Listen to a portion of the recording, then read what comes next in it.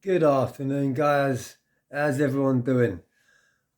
On this glorious sunny day, it is a nice sunny day out too. I've been active indoors doing some DIY. Before I start this video off, welcome to my channel, guys, Joey Barnett TV, where every single person is welcome. I don't put no negative stuff on my channel. It's all positive, inspiring stuff.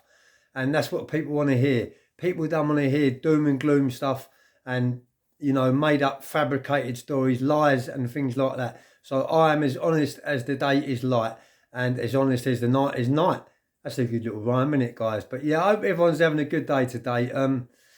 This morning, I've just been round to one of my friend's garages in Littlehampton. He's got an MOT place. His name's Rasher, and see a couple of my friends in there from back in the day. Jason from Going Spare and that, and a few of my other mates. And we were just talking about our old days in 1996 when I first moved to Littlehampton, and the pubs were like spaghetti western round here, and because I was a Londoner, I wasn't never cocky or nothing like that or flash, but yeah, I had that little bit of swagger about around me, I suppose, and I just landed out of jail on that big sentence. So I just bought a brand spanking new convertible BMW, and I moved up here with my parents. They moved up in the 80s, but yeah, I come up in 96.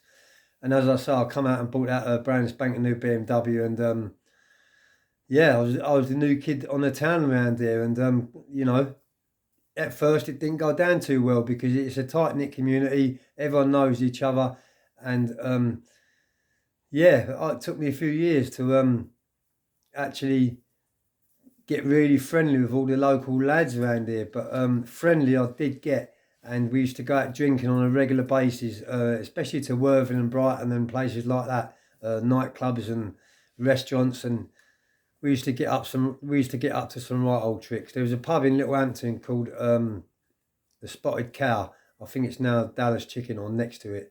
And a bloke called Nigel basically used to be the landlord in there, and he was one of them, and I was yeah, one of them too. And we used to go in there and basically rack up the lines off the bar of a Saturday night, and the place was heaving. It was actually like a spaghetti western. There was people getting chucked out through the window on a regular basis. And yeah, I met quite a few of the lads in there and become really, really good friends with them.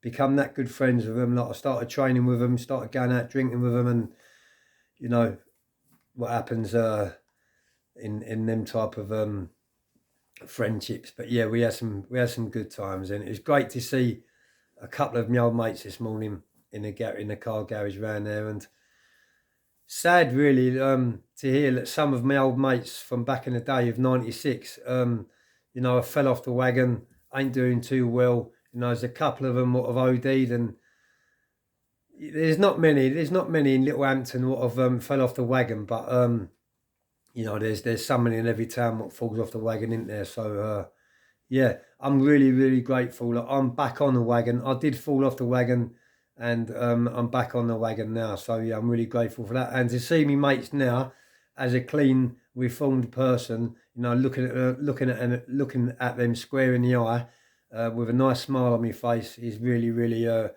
refreshing and nice, And yeah, I'll be planning a few nights out with the boys over the Christmas. So big shout out to all those lads in Littlehampton from back in the day, what used to drink in the Spotted Cow, the Dolphin, Weatherspoons, and all them pubs around there. And I'll tell you something, that was really, I can honestly say that was probably the best days of my life. I was born in London, I was raised in London, I was brought up in London, and I left London when I was 16 years of age.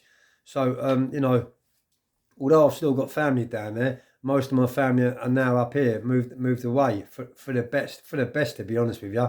Because I mean, look at London now; it's not like it used to be.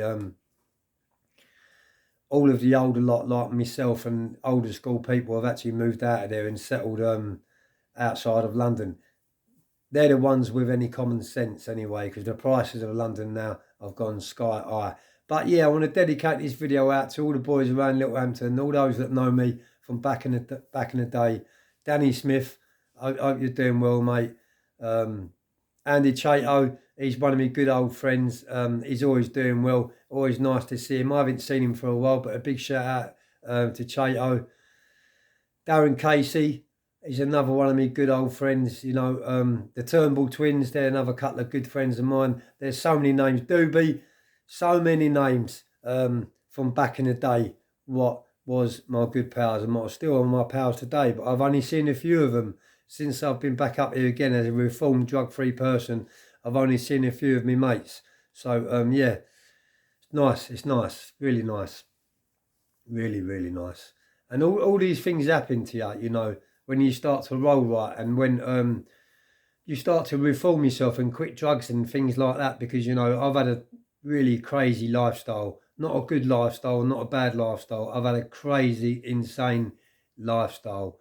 And, a lot of that lifestyle was down to reputation and things like that and egos and things like that in London. And that's what you need when you're growing up, an ego and a reputation. But then later on in life, because you've still got that reputation, it's hard to get away from it, to bury the hatchet and try and let people know that you're not like you used to be. So it's hard to shake that reputation off. So it's not always good to have reputations, guys, because, it can come back and bite you in the arse later on in life. But I'm a reformed person now, and I'll tell you something now, I'm drug-free. And if I can do it, then I'm sure every single person on my channel can do it too. So I want to have a little chat with you about Sean Attwood. Now, Sean gave me the opportunity to go onto his platform to get my story out. And for that, I'm very, very, very grateful for. I did say to you on my last podcast that when I first met Sean, he didn't come across to me as someone who I would say was a criminal or someone that was criminally minded. He come across to me as a straight goer. And he was a straight goer doing stock markets and things like that. And, he just had a bit of bad luck and got arrested for what he got arrested for out in Arizona. But a lot of people look at that like he's a criminal because he's got that one conviction, but he's in his 40s and that's the only conviction he's ever had in his whole life. So he's not a criminal. So you can't look at him like that. So an incident happened with him recently. I'm not going to mention no names whatsoever because I certainly don't want to get on the wrong side of people. I'm not all about that. But I'm explaining to you guys why I haven't dropped Sean out and why I wouldn't drop Sean out neither, because he's never done nothing to me. Now, everyone's entitled to their own opinion and, I can't do nothing about that. But all I can say to you guys is from what I have seen of Sean and what I've known of Sean, he's definitely not what people are portraying him to be as a Bertie Small. I'm not going to say the word on there, but sure a few of you know what a Bertie Small is. If you don't, Google it. As easy as that. But yeah, he's not no Bertie Small. An incident happened with him recently, and his secretary or his worker, his friend Jenny. Now, I understand that the police got involved for that incident, and as I say, I can't stand glasses. I can't stand informers. I was actually put away down to a paid informer, someone who worked for the flying squad. It went Queen's evidence against me and my other codees and got me a 12-year sentence. So, I literally hate the bones of any informer or any glass whatsoever. But there's a big but. When women get involved, what shouldn't be getting involved, then that woman's got all the right in the world to call the police. I'm sorry to say, but she has. If that woman is not criminally minded, she hasn't got no criminal associates and she doesn't commit crimes, and her address gets put online and she starts getting really scary phone calls and weird things happening in her house, she is entitled to call the police. Because, for instance, if I was working away for some reason and my missus was at home, I'm lucky because I've got a family around me, but this is just an incident. If my missus was at home and I was working away and creepy things started happening to my missus, I would actually tell my missus to get on the phone to the police, because if she didn't have no one there to help her out or to come round to help her out, then who can she rely on? When your nan and your granddad it goes senile and they go missing and go for a walk and the family search them and they can't find them, who's the first person that you will call? It's not rocket science, it's the police, guys. So there is special circumstances when police do get involved. And I believe when a woman gets dragged into men's rows, then she's got all the right to call the police for her own protection, guys. So that's all I'm going to say about that, guys. I hope that's cleared that matter up, by the way. And, you know, I'm not asking for anyone to look at Sean in a different light. It's up to you how you want to look at him. But to me, he's a friend, and I would not ever shit on no one what's helped me out and give me the platform to tell my story, you know. I take my hat off to him. So that's that subject finished. Anyway, what I've been doing this morning is making a raised dog's bowl. And the reason why I'm doing that, because we've got Bruno, bless him. I'll spin the camera around and I'll show you where he's at. He's right by my feet. Look at him, right by my feet. That's where he is all the time. He is my heart, my soul, my everything. And he is my missus too. So, because he's a British Bulldog cross staff, by the way, for those who are asking about him. And he's now coming up to 11 years of age. So, it's a bit, it's not, you know, it's not a drama, but it's a little bit difficult for him bending down, eating or drinking out of a dog's bowl that's on the floor. And I was looking online and I see a really good idea that someone made a raised dog's bowl. So this morning I've got the jigsaw out, I've got the hardwood out, and I've cut the 2 holes to sink the bowls into, and I've just got the feet to do. So that's what I've been doing this morning, a bit of DIY.